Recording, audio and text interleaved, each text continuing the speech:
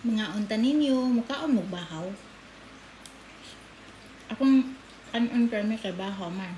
Tapos, pag nagluto kong sudan, damihan na lang nako. Tapos, divide nako na lagay nako sa freezer. Pag gusto na nako mukaon, saka nako initon. Ingana akong tinabuhi dire. Kay labi na kung ikaw ra mag-isa, magluto ka, magdaghan, umay mukaon, di imo na lang pong tibon og luto, tapos gahin-gahin na nimo. Pag gusto ka mukaon o bauno nimo sa trabaho, inito na lang nimo. Tipid pa. Ito mag-inarte. No, ang importante na atay isulod sa atong kuto-kuto. Kung saan man natong arte, tapos gutom di ay pas mo ang gawas anak, di ba?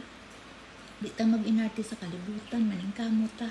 Ang importante naatay laman sa atong tiyan para naatay kusog ba.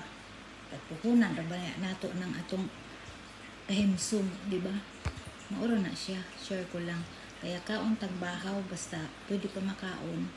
Kanon nato, di ta mag-usik-usik. Mauro lang na siya.